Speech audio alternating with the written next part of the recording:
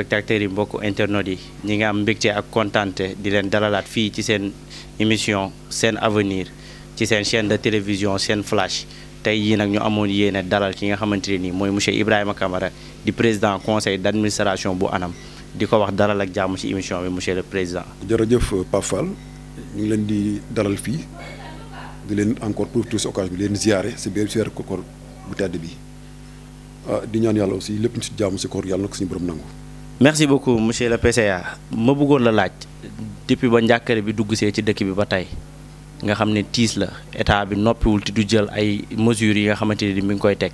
yow tey jii nii mesures yooyu noonu yëpp état bi teg couvre-feu état d'urgence et cetera est-ce que mesures yooyu mi ngi am pertinence ba tey parce que ba mu ko jëlee ba léegi noppiwuñu ci di gis cas yi di multiplier wu ñuy dégg ay centaines dégg ay dizaines de morts. donc yow nan nga ñuy expliquer loolu état bi dafa faillir ci mission am wala mesures yi mu teg moo pertinent wu. jërëjëf Pape Fall question bi am na solo lool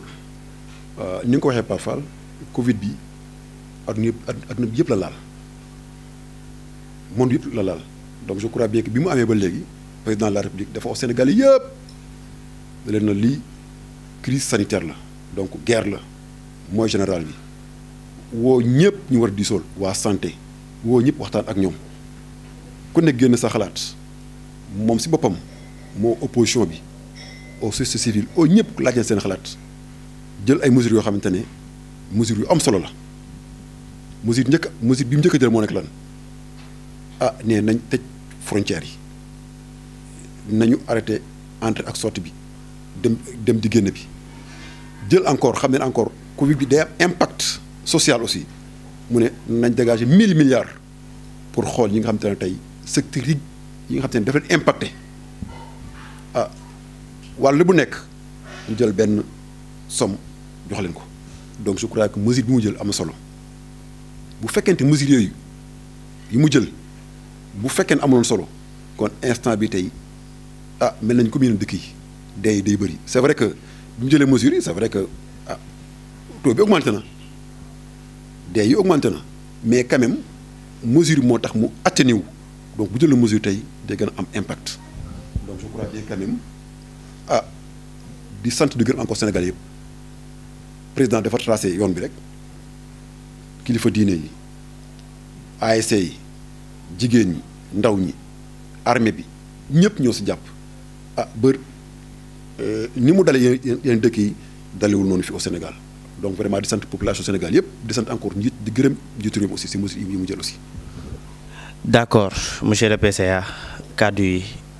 buñ ko tënkee wax nga fi ne président jël na lu tolloog 1000 milliards def ko ci li nga xam ne mooy feebar bi jàpp nga ne tey jii ak crise sanitaire bi ñu toll tey jii nii ceeb ak lépp li nga xam ne mooy denrées alimentaires yi nga xam ne ñu ngi ko prévoir pour dimbalee ko nit ñi boobu ba léegi mi ngi tardé boobu ba léegi dafa yéex.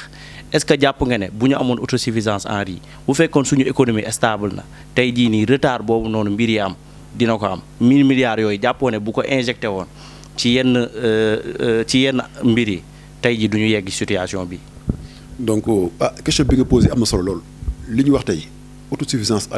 alimentaire mooy lépp mooy tax nit ki doo dépendre si dara mais nag loolu bett mën la dans la vie c'est vrai que président bi ñu ko falee lancé woon autosuffisance alimentaire en riz dans la vallée dans la vallée immense du fleuve Sénégal donc foofu ñu fa doon béy ceeb bu bëri mais lii nag dafa nekk loo xam ne crise bu bett ñëpp la donc moo tax mu ne léegi comme lii am na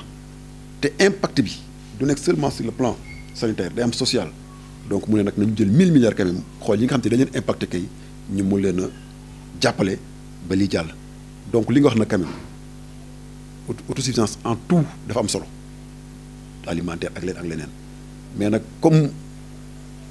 nit ki mënoo xëy nga defandoon lépp tey je crois bien quand même mesure yi mu jël am solo quand même sur la population sénégalaise loolu li nga wax moom question dëgg na quand même dañu war a am béy ceeb bu doy mais nit ki mënoo ci benn mandat ou bien 2 mandats nga régler tout le problème mais président def na si jóg bu am solo. donc tu confirmes que ne loolu noonu ay lacunes la yi nga xamante ne nii ci mal gouvernance buñ ko mënee wax maanaam ci la soqee ko ndax dëkk boo nga xam ne da ngay tendre vers l'émergence wala vers le développement te yow amoo autosuffisance en riz sa économie stable tey jii suñu plateau sanitaire yi lépp li nga xamante ne nii peut-être médecins yi ñu ngi koy wax mooy amuñu ay plateau sanitaire yi nga xamante yu mucc ayib la tey jii nii jàppoo ne cas yi bu gënee augmenté wala bu gënee yokk dëkk bi dina dugg ci kaw. non loolu du ma ne carence la li ma la wax président bu nekk da nga ñëw nga def li nga war def nga dem président Macky Sall bi ñu ko falee dafa créer le plan Sénégal émergent xool secteur yi am jafe-jafe yëpp muy santé bi def na si ay jéego yu rëy région boo dem tey am na hôpital régional équipé comprendre donc secteur yi yëpp muy pêche bi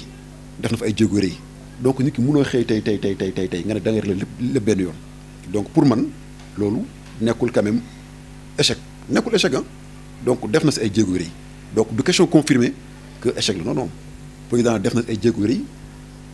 président comme ni ko waxee tey mais on maîtrise la situation parce que bu ñu ko maîtrise woon tey donc li ma la waxoon tey kon cas yi gënoon a gën a garaaw tey ñu ngi dégg ay 19 morts d'accord mais yeneen yaa ngi dégg ay 300 morts mais États-Unis ngi nii États-Unis am na jumtukaay yëpp Allemagne même chose Italie même chose mais terlu ñoom ñu ngi ay presque ay 10 000 morts ay 80 morts donc nekkul ne ay jumtukaay kese mooy tax dee bañ am mais malgré jumtukaay amuñu ko ñun mais ñun sénégalais yàlla may nañu am nañu xel et puis Sénégal yëpp aussi ñu ngi si ginnaaw président de la République mooy général bi ànd ak moom di xeex muy ASC muy jeunes muy ndam bi loolu mooy ndam bi Sénégal c'est vrai que comme ni nga ko waxee tey lépp amuñu ab plateau sanitaire d'excellence yu bëri mais quand même les Sénégalais sont intelligents ressources humaines yaa ngi fi compétence yaa ngi fi moo tax tey dégâts yi demul noonu donc pour ne la nekkul seulement plateau d'excellence sanitaire mooy tax ba ay dee du am bu nekkul loolu ko États-Unis kon kenn du fa dee Italie kenn du fa dee Espagne kenn du fa dee donc pour ne la bokk bu ñu bi lancé appel bi président lancé pour nit ñi bokk ndey bokk bàyyi pour jàkkaarloo ak crise bi def naa loolu tey moo tax tey ñu am ndam bi ñu am ndam tey mais nag c'est vrai que waxuma ne waruñu am ay hôpital de référence ce n'est pas dit ça de dal jàmm hôpital de référence la région yi tey boo dem am na donc cela bi ndànk-ndànk la président mu ngi def li mu mën voilà Abdou Diouf def na li mu mën Abdoulaye def na li mu mën Senghor def na li mu mën Macky Sall def na li mu mën donc moo tax ma ne nañ sant yàlla ba ñu ngi dégg ay 19 morts mais yeneen dëkk yi ñu ngi ay États-Unis ay Italie ay France yaa ngi dégg ay 10 000 morts ay 80 morts yaa ngi koy dégg donc cela veut dire que nekkul seulement rek plateau d'excellence sanitaire mooy tax ay dee du am voilà donc il faut que ni ma ko waxee tey président tey appel bi mu def tey nit ñi bokk ndey bokk baa tey muy opposition muy kilifa diine yi muy jeunes yi muy ASC yi xeex bi ñëpp a si jàpp moo tax tey ñu am ndam bi. d'accord monsieur le PCA buñ ne Ibrahima Kamara ne leader politique koo nga xam ne mi ngi nekk Guédiawaye plus particulièrement Golf Sud dëkk ci Cité Fadia tey jii nii depuis ba njàkkare bi ak tiis bi dalee ci askan bi lan nga def ci ay action sanitaire lan nga def ci li nga xamante ni ndimbal la envers population bi nga xamante ne nii yow yaay leader bi nga xamante ni amaana buñ mënta jot ci président yow yaa ko fi neewal lan nga def pour dimbali leen ci loolu. macha allah vraiment question bi naa savoir répondre si weer koo laa nekk te nit ñi xam ne man du ma xont en général bi crise bi njëkkee am avant ñuy lancer ay aide man j'ai pris li ma am dem directement au niveau du parti ma joxe ndimbal boobu c'est pour Sénégal yëpp la deuxièmement aussi bi mu amee fii laa ñëw sa sama kër ma ñëw ma xool ñi ma gën a jege man sutur laay def en général du ma def ngir sel quoi moo naa jël média yi gën a li ma def jënd zel jënd ay masque joxe ñi ma joxe beneen si encore jël naa aussi xam li may am xaar bu guddi wari nit ou bien def Orange Money xam ne ñi dañoo sonn ma def ko teel tax loolu yëpp def naa ko loolu yëpp mun ma xayma ñaata la mais en tout cas lu takku la quand même man dem di ko xam ne du ma def di wanewu ou bien def ngistal mais jënd naa ay gel may naa gel jënd naa ay masque keetaa ngi nii mais masque bi moo ko jëndoon jënd naa ay masque may naa ñi am ñoo xam aussi dimbalante teel tax guddi ñëw envoyé la Orange Money ça je l'ai fait def naa ko. d'accord monsieur le président li nga wax que ne jàppale nga ko que ne def nga ko peut-être am na ñoo xam ne jotuñu ci peut-être am na population bi nga xam ne gisuñu ko waaye tey jii nii implication ki nga xam ne mooy monsieur le maire de la ville de Guédiawaye est-ce que tey jii nii entré ngeen en synergie pour defandoo don yooyu wala teen taxawaay dëgg ci xeex bi ba xam population Guédiawaye mi ngi leen ciy sentir parce que yow ak Alioune Sall ay doom ndey ngeen. jërëjëf Pape Fall question bi nga wax man de vraiment Aliou Sall ay doomu ndey lañu mooy maire de la ville de Guédiawaye maa ngi gis fan yëpp à la télé mu ngi def ay actes au niveau de la ville de Guédiawaye maa ngi dégg aussi mu ngi def ay actes au niveau des daara de Guédiawaye su ma juumalee jox na fi ay ceeb daara yi su ma juumalee aussi am ñi mu jàppale yàlla tax loolu def na ko donc man nekkuñu en synergie mais man xaaruma nee naa man xaaruma kenn man dama xam ne kilifa laa responsable laa te kenn gënu ma xam ñi ko yelool ak Guédiawaye def naa li ma mën te yàlla tax si sutura laa ko def aussi loolu def naa ko te yàlla mi tim xam ne def naa ko Aliou Sall aussi li ma aussi gis naa aussi quand même ay daara fii faja jox na ay daara ceeb loolu def na ko aussi donc man vraiment képp koo xam te ne tey responsable nga man dama lay ñaan nga am sa ñaar dërëm am sa juróomi dërëm def ko te yàlla tax waaw am na ñoo xam te ne nag mënuñu di def di ay médias di wane wu man nag si genre boobu man laa bokk man du ma def ay ngistal du ma jël ay médias di wane wu change fréquemment. donc on sous-entend que yenn ci parti bi dañuy def pour ngistal. waxuma loolu de man waxuma ñeen dañ def ngistal ku nekk ak sa doxalin mais man Camara laa en général man su may def damay def te yàlla tax te man su may def aussi damay def dans la plus grande discrétion parce que l'islam loolu la ma jàngal diine loolu la ñu jàngal booy joxe fexeel ba bi ngay joxe bu ko kenn xam na yow ak yàlla rek ak ku ko xam man noonu lay dox waaw wax ma nag ñu ne dañ def ngistal je n'ai pas dit ça de wax ma loolu de am na ku nekk am na ñoo xam ne dañuy wane nag ñoom peut-être ñoom joxe nañu pour bañ ñu leen di poser question voilà mais man tey su fekkoon tey yow dama la orienté bi may joxe donc poser question bi peut-être da nga yëgul ne maa ngi def peut-être moo tax ngay poser question bi mais pour na xamal la man joxe naa te yàlla moo tax ma def ko kenn tax ma def ko président la aussi ba mu wootee responsable man sama dossier fii dama dem joxe directement parti bi pour Sénégal yëpp jot si ça je l'ai fait fii aussi Fadia def naa ko voilà semaine bii passé barkat yëpp jënd naa suukar bëri yow xam nga dara yow yow xam nga dara joxe naa biir Fadia te loolu xeetu ndimbal la donc je crois bi am nga sa preuve yow. d'accord PCA donc ñu dugg tuuti ci ANAM agence nationale des affaires maritimes tey jii ak apparition gaz bi ak apparition pétrole ak puits offshore yi tey jii nii jàppoo ne am na benn menace bu mu am ci suñu kii halieutique yi ci suñu ressources halieutiques yi léegi yow ci agence bi nga xam ne yow yaa ko jiite yow yaa ko diriger yow la fa président de la république teg yan matukaay wala yan mesure ngeen teg pour loolu bañ a am impact bu négatif ci suñu ressources yooyu. waaw question bu technique nga posé te bu am solo nga posé parce que géej gi dafa riche comme ni nga ko waxee jën yaa ngi fi mais aussi daa am leneen lu yàlla def si géej gi aussi muy pétrole ak gaz Sénégal am na te fi mu feeñee si nguur Macky Sall la feeñee donc loolu dafa am solo donc tey bu ñuy exploiter pétrole ak gaz bi tey fu mu jaar day am impact sur le ressource halieutique forcément dafay am. day am forcément day am parce que mënatee di exploiter pétrole ak gaz tey ay jën nekk si biir ndox mi te du am impact. léegi kon bu ressources halieutiques yooyu noonu maanaam day xaw a suux tey ji bu pétrole beeg gaz bi jugee kaw kon amaana jën bi nga xam ne daanaka ñun dëkk bi li ñuy gën a dundee bokk na ci scientifique yi loolu la ñu wax 95% de la population moom la ñuy utiliser mooy suñu protéine daanaka kon tey ji loolu bu deewee ñun naka la ñuy def. wala yéen amu leen benn matukaay wala benn alternative boo xam ne mën ngeen ko jël pour sauver loolu. non nee naa la forcément il y a des techniciens des spécialistes dans le domaine maritime comme ni ñu ko waxee tey pêche te ministère de la pêche daa am tey direction des pêches am agence nationale des affaires maritimes am direction de la surveillance des pêches lu lépp am na ñooñu ay techniciens ñoo fa nekk ñu ngi xalaat nu ñuy accompagner nos pêcheurs suñu exploiter pétrole ak gaz bi donc forcément dina am impact sur le plan environnemental day am impact sur le plan environnemental impact sur le plan environnemental mooy am impact sur les ressources halieutiques donc loolu tey géej dafa yaatu nekkul benn secteur rek moo am pétrole ak gaz am secteur amul pétrole ak gaz jën mën nañ dem foofu nit ñi dem nappi foofu mais l'essentiel quand même nañu xool impact yi mu nar a am tey ces pêcheurs tey ñu xool aussi tey pêcheurs tey naka la ñu mën a jàppale encore sur le plan financier accompagner leen. En même temps trouver aussi avec nos pays voisins aussi ay licence de pêche bu fekkente dinañ tey ba am jafe-jafe tey suñu géej gi tey les pays voisins aussi mun na ma ay licence de pêche donc nekkul forcément rek fu pétrole ak gaz am rek donc jën yi duñ fa nekk mais dina impacté moom tey ay jën bu nekkoon fii tey pétrole ak gaz nekk fi tey jën yi dañuy migré wu dañuy déplacé wu donc tey mool bi tey bu doon def par exemple 4 kilomètres tey pour am jën bi tey mun a def peut-être 10 kilomètres pour am jën bi donc da koy accompagner donc jën dañuy migrer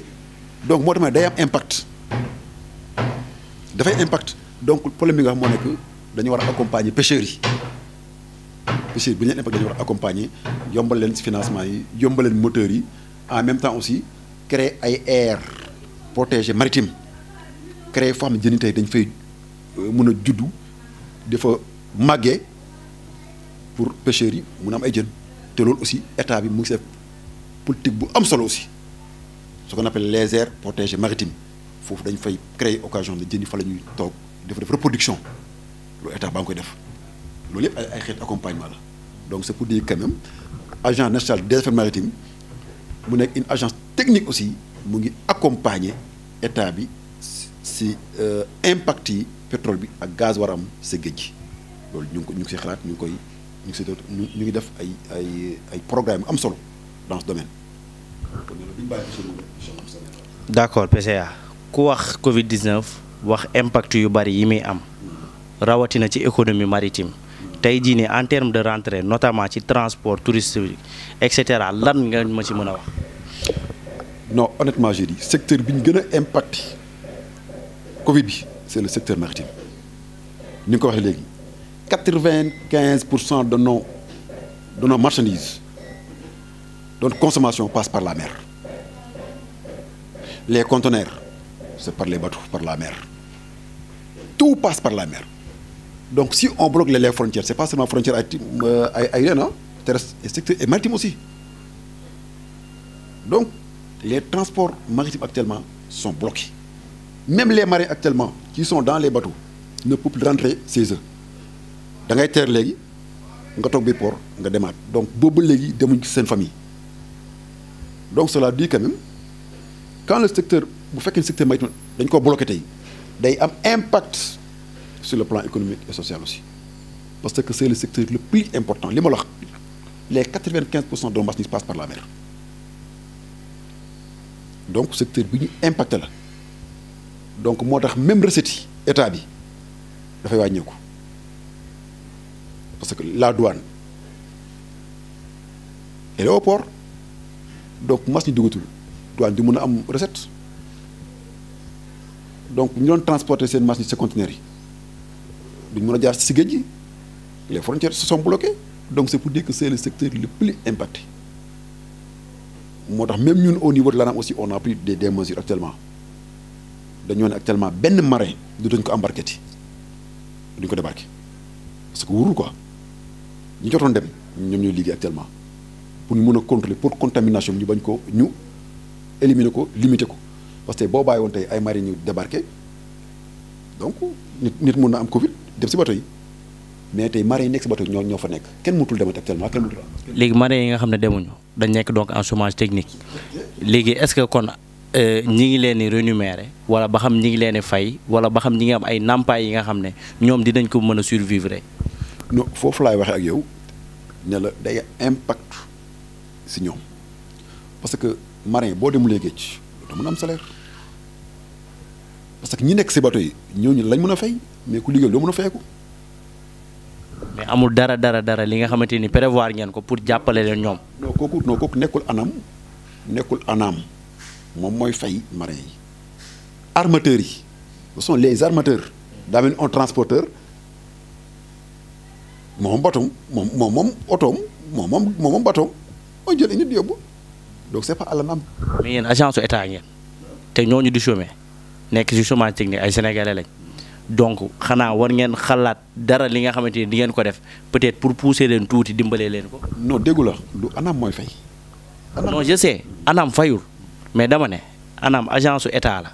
tey jii mi ngi gis ñooñu noonu nekk ay doomu dëkk bi doon liggéey ci li nga xamante ni daanaka yéen seen secteur la ma ne ba xam prévoir ngeen dara pour jàppalee ko ñooñu noonu nekk ci chômage technique. foofu laa la bëgg waxee moo tax ma ne comprendre loolu ba léegi fi ma lay waxee ANAM c'est une agence nationale des affaires maritimes yow contrat privé entre deux personnes yoon ANAM nekku si yow daa mel ni keetam mooy armateur bi mu jël la si bateau ngay liggéey Ndiaye mu ngi si géej gi actuellement si bateau Keita mu ngi liggéey moom bu teeree day kii demaat mais yow mi jotaloon dem duñ la fay fu lay waxee donc anam yoom nekku si anam moom lan la mun def en tant que technique bañ provocation Covid bi jaar si voie maritime bi yokk moo tax mu créé pexe boobu ne leen dootuñu accepter débarquer dootuñu accepter embarquer Ndiaye mu ngi si bateau bi si bateau Keita moo fay toog di liggéey ba affaire bi jeex Pape Fall bi nga xam ne jotaloon dem day toog. d'accord président. comprendre nga jamono ji ñu toll ñu ngi dégg coow lu bari. donc mun am na armateur bi Keita en tant que armateur tey mun na ne ah comme Pape Fall sama mari la woon kat jotaloon dem te mu téye njaboot ah dinaa xool nu ma ko mën a accompagner mais c'est pas anam comprendre nga mais anam lu mun moo nekk jàppale état bi si xeex bi xam ne ne voie maritime bi voie aérienne voie terrestre moo andi contamination bi ñoom ñu en tant que technicien en tant que agent technique accompagner état bi ne ko kat ñun lu ñu mën pour éviter Covid bi yokk nañu bañ a débarquer bañ a embarquer parce que képp kuy embarquer anam ngay jaar képp kuy débarquer anam ngay jaar donc ñun léegi kenn dootu embarquer kenn dootu débarquer léegi boo teeree si bato bi ngay toog jox la sa lekk nga demaat géej loolu c'est pour diminuer xeex bi la quoi pour accompagner état bi si xeex bi la pour que transmission bi bañ am si voie maritime. C'est le président de la République moo dégagé 1000 milliards pour xool les secteurs impactés secteur pêche bi dañ ko impacté loolu laa c'est pas l'ANAM seulement c'est le secteur de la pêche qui est impacté d'une manière globale parce que l'ANAM dépend du ministère de la pêche le port dépend du ministère de la pêche comprends nga donc l'État a dit que le tourisme est impacté la pêche est impactée l'agriculture est impactée il y a beaucoup de secteurs qui sont impactés même l'école l'éducation est impactée donc chaque secteur dañ ko dédié benn enveloppe pour mu accompagner les principaux acteurs qui sont là-bas comme les armateurs comme ni ko waxee tey comprends et peut-être avec les marins peut-être donc vous avez posé une très bonne question que vous posez dafa am solo mais c'est l'État mais c'est pas l'ANAM qui doit faire ça vous avez compris mais comme ni ko waxee mais le travail de départ ça sera fait par les techniciens comme ni nga ko waxee peut-être accompagner état bi jox ko proposer état noonu lay demee en général non mun ma ne rien n'est fait parce que tey peut-être bu état bi wax tey peut-être ministère de la pêche lay waxal quoi mais non pas l'ANAM transport aussi vous avez vu fan yii passé Omar Youm moo war wax c'est le ministre mooy wax parce que nous sommes une direction on dépend d'un ministère donc tey président bu wax tey ministre bi lay waxal ne secteur bii kat naa ko jox tant de milliards les tant de milliards yooyu da ngeen di xool bu nekk ce sont les femmes transformatrices bu nekkee ne ce sont les marins bu nekk ce sont les armateurs c'est dans ce cas le ministre bi di les principaux acteurs du domaine de la pêche ne leen kat on a tant de milliards comment on doit répartir ça je crois que c'est bon hein. donc loolu amagul. donc président defagul acte jëm ci loolu. je n'ai pas dit que amagul. wala yow yëgoo ko kon. wax ma ne amul de je n'ai pas dit que amul parce que. mais yow acteur nga bu nekk ci biir ñun ñi am njàkkare kay xanaa ñooy laaj. non non xam nga tey li ma la wax moo fi nekk comme da nga jël wàllu kii bi rek wàllu dund bi nga wax léegi dund bi xam nga dund bi ñëpp a ngi naan appel d'offre am na. commencé nañu joxe ginnaaw rey mais accès gul géej waay accès gul feneen ak feneen ñu bëri ñu ngi may mais loolu newul ne amul parce que président dégagé na enveloppe secteur bu nekk jox nañ ko. donc président jox na secteur de la pêche. je ne peux pas confirmer parce que loo xamante ne man aw ma si tey preuve bu leer munu ma ne joxe na munu ma ne aussi joxewul entre nous da may comprendre ah Pape munu ma ne joxe munu ma ne joxewul. parce que ba léegi man teewum papier boo xam te ne tey on m'a dit que il a remis au ministère de la pêche. d'accord président leer na kon président mën na am def na mën na am deful donte xamuñu ci point d'interrogation la peut-être suñu prochaine émission dinañ ci am lu ñu leer léegi ñu dégg coow li nga xam ne mi ngi xew ci dëkk bi religieux yi di kaas li tax ñu tijji marché yi li tax ñu tijji Auchan yi ba léegi jumaa yi mënuñoo tijji mënuñu ko woon organiser pour ñuy julli tout récemment. ñu ne marché yi léegi dañuy awante bu ñuy tijjee ñiy tëj ñiy tijji ñiy tëj est-ce que jàppoo ne noonu ñu ko organiser ci yeneen secteurs yëpp buñ ko organiser woon ci jumaa yi du dina baax. waaw vraiment question bu am solo nga posé Pape je crois bien que lépp loo gis daal waxtaan la quoi lépp loo gis waxtaan la man sama xalaatee moo nekkoon tey comme ni ko waxee tey domaine bu nekk tey ñu xool ña fa nekk njiitu réew bi wala ministre bi woo leen waxtaan ak ñoom leen yan pexe lañ moo def pour que feebar bi bañ a law et aussi mu bañ a encore empêcher li ngeen doon def ngeen bañ ko ngeen def ko mooy li nga wax ñu ngi dëgmal ne école dañ koy ubbi le 2 classe examen yi wax nañ ko léegi technicien éducation yi ñun ñëpp a ngi xalaat naka la ñuy def pour ubbi école bi pour aussi maîtriser aussi contamination Covid bi xam nga ñu ngi koy def waa ñi jaay aussi ñu ngi koy def donc dañu war aussi ñi jëti imaam yi chef religieux yi ñu xool ñu ne ah naka lañ def pour ubbi jumaa yi aussi te aussi feebar aussi dolor nit ñi. waaw li ngay wax nii président de la république bu yàgg la ko waroon def wala actuellement da ngay wax ne dafa ko war a def. de xam nga tey lu la bett nii bu la bettee lu la bett da lay mën. donc président dafa juum. ma ne lu la bett da lay mën xam nga ñun ñëpp ay julli lañu si ñun mooy yéen sallallahu alayhi wasallam kaa bi dañ ko tëj ne ubra du am ren lan moo tax feebar bee tax donc du ko fu ñu tëjee ne umra du am tey waa maa ko tëj mais je crois bien que ñun il fallait que ñu tëj jumaa yi pour limiter contamination en attendant wax non au départ dañu ko tëjoon wax ma instant bi non demal au départ non del doogan xam nga la bett moo tax li ma ne au départ la bett mën la xam daf leen def bett monde bi moo tax ñëpp ne nañ toog julli seen kër loolu amoon loolu dama ne au départ laa de pay man la bett mën la fa laa njëkkee déglu wala fa laa la wax ñëpp la bettoon monde bi moo tax au départ waa Màkka ñëpp arrêté pour limiter contamination bi en même temps aussi xool yan pexe lañ moo def aussi pour que nit ñi julli mais sans mu lor nit ñi bu ñu toogee ba xaw a maîtriser situation bi lañ commencé julli moo tax nangu naa li nga wax mais au départ ñoom ñëpp a tëjoon Sénégal aussi ñu nekk ay jullit te nañu wax dëgg aussi l'islam li wax dafa simple bu feebar amee si dëkk buy wàllee buy law yan dafa santaan ne nañ julli si kër yi pour bañ a lor nit ñi mais loolu nag bu dee ba affaire ba commencé xam nag ne ah solution yi ñu koy am mun nañ trouver solution ah comme ni ko Màkka defee ak Mauritanie jël ay mesures pour limiter contamination bi loolu lu mu nekk la mais loolu li ma la wax tey ay waxtaan kese la njiitu réew mun na oo kilifa diine yi oo xalif généraux yi. d'accord léegi par rapport ak coow yi ñuy dégg jamono ji yëpp jëm ci licence de pêche yi nga xam ne ñii décédé nañ ko ñii nangu nañ ko ci ñoom ak ñoom seen coow li bari na léegi yow mi nga xam ne yaa ngi ci secteur boobu lan nga ñu mën a indil comme éclaircissement ci coow yooyu. bon loolu aussi bon dinaa si mën a wax tuuti licence de pêche yi dafa am benn commission boo xamante ne ñoom ñoo daje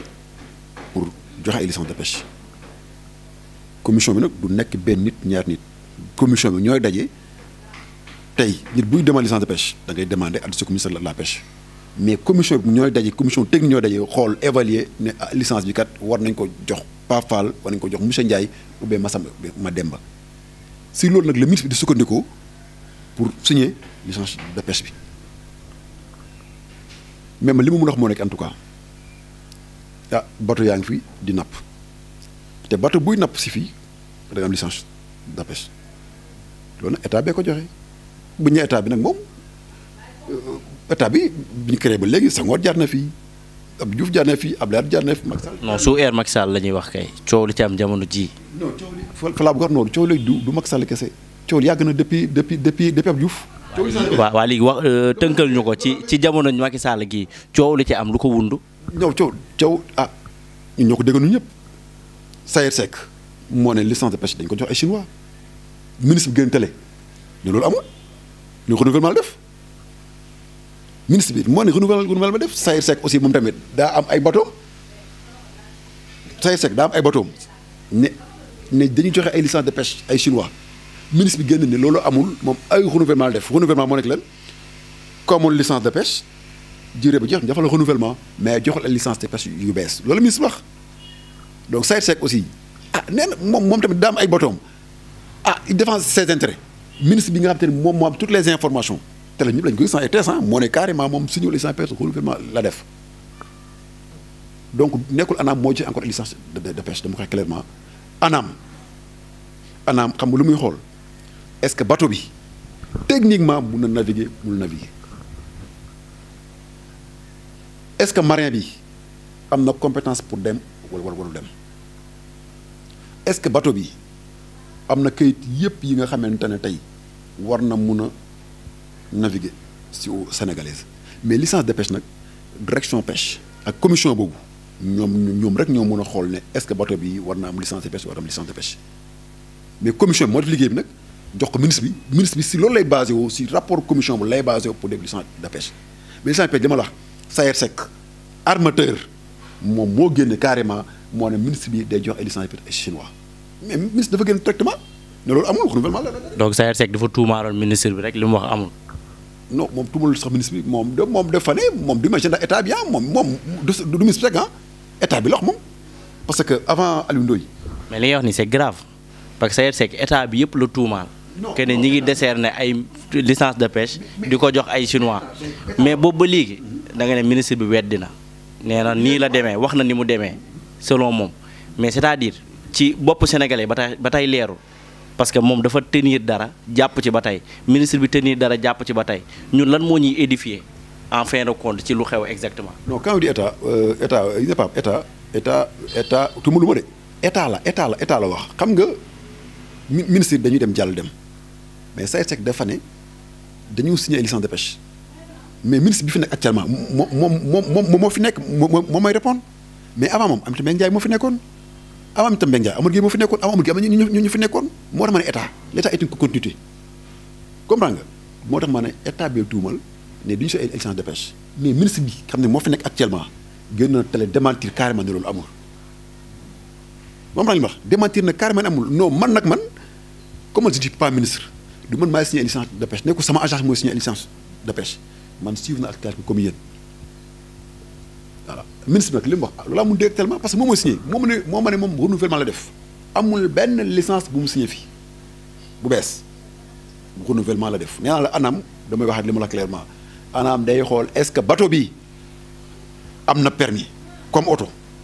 comme oto est-ce que ma carte grise mu lay xool est-ce que oto bi mun na daw est-ce que pneu bi kii moo ANAM loolu lay xool bateau bi moom lay xool est-ce que réellement bateau bi mun a naviguer bu kee mu def ne bateau bi baax na mais licence de pêche li nee naa benn commission mooy daje def liggéey bi xool